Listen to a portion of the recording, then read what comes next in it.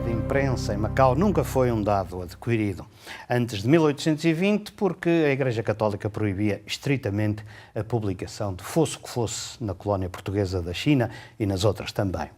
Depois da Revolução Liberal desse ano, as coisas mudaram completamente de figura. A Inquisição foi abolida e a Igreja perdeu influência política. As pessoas deixaram de ser queimadas na fogueira somente porque se atreviam a escrever. Diga-se que aqui em Macau, felizmente, a Inquisição nunca chegou, ficando-se lá por Goa. Mas no panorama da imprensa, a fim de prevenir abusos ou atrevimentos ou apenas a denúncia de irregularidades dos ricos e poderosos, surgiu outra instituição, a censura. Os poderes do Estado adquiriam assim uma boa escusa para calar jornais. Claro que, como disse, já ninguém ia parar à fogueira por escrever, mas a liberdade de imprensa ficava mesmo assim limitada. Umas vezes os poderes instituídos eram mais duros, arriscavam o que queriam ou fechavam jornais através de ordens meramente administrativas. Quando não podiam fazer de todo, recorriam aos tribunais denunciando os autores e os diretores de jornais de abusos de liberdade de imprensa, delito de opinião ou calúnias, sei lá. Havia sempre um artigo da lei que permitia silenciar o jornal ou o jornalista. Diga-se que no recurso aos tribunais a regra não era sempre a da condenação. Os magistrados nem sempre davam razão aos acusadores e lá ilibavam a imprensa num caso ou noutro. Ora, é a atitude dos poderes instituídos face à imprensa em Macau que pode ser aferida no estudo do período que vai de 1822 a 1900, levado a cabo pelo professor Daniel Pires. Mas não é apenas a liberdade de expressão que este dicionário cronológico da imprensa periódica de Macau do século XIX, 1822 a 1900, estuda. Aqui se pode encontrar um instrumento indispensável de consulta sobre os jornais de Macau, até a alvorada do século XX. Mas o autor diz o que estudou e ao que vem. Este dicionário é o corolário de uma investigação feita em bibliotecas, arquivos, universidades e em coleções particulares macaenses e portuguesas. Tal pesquisa permitiu revelar documentos inéditos de vulto que os arquivos guardam ciosamente. No domínio da política desfilam pelas suas páginas assuntos diversificados, como o relacionamento entre a comunidade chinesa e a comunidade portuguesa, o confronto entre os jornalistas mais críticos e a censura, o qual foi por vezes redimido em tribunal ou teve como epílogo a repressão cega.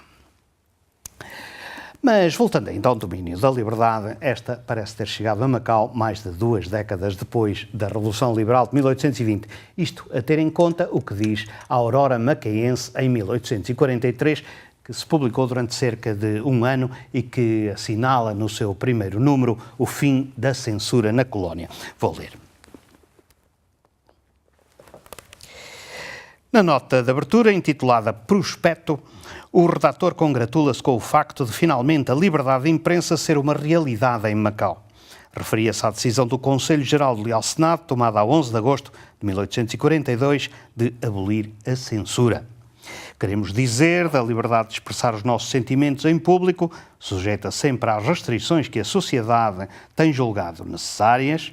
Algumas pessoas, se não hábeis para bem desempenhar as funções de um escritor público, ao menos possuídas de sentimentos liberais, nos prometem coadjuvar nesta tarefa somente com o fim de serem úteis aos seus concidadãos e se propõem dirigir a redação do periódico que vamos publicar todos os sábados, denominado A Aurora Macaense.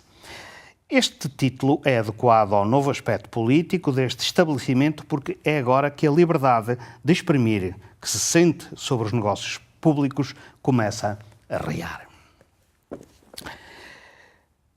Bom, sem dúvida que a história de Macau do século XIX perpassa bem aqui neste livro de Daniel Pires, que viveu alguns anos em Macau.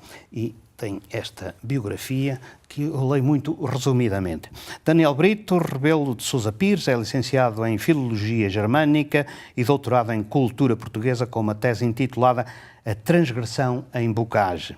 Foi professor do ensino secundário, cooperante em Santo Tomé e Príncipe e Moçambique, leitor de português nas universidades de Glasgow, Macau, Cantão e Goa, cofundador de Estudos Bocagianos, que dirige desde 1999, membro da Comissão Científica e Executiva das comemorações do bicentenário do falecimento de Bocage e das comissões de Científica e Executiva, e é investigador do Centro de Literaturas e Culturas Lusófonas. É o autor do Dicionário de Imprensa Periódica Portuguesa, publicado em 3 volumes. Diga-se que esta obra analisa jornais locais, em língua portuguesa e inglesa. Revela uma imprensa riquíssima, mas com curta esperança média de vida.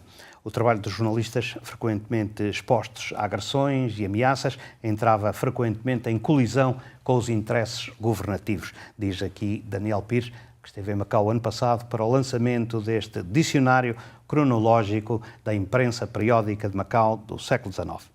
Vale a pena não só ter o livro, para consulta, naturalmente, mas para ler também as verdadeiras peripécias porque o jornalismo de Macau tem passado. Volto para a semana com mais livros e mais autores.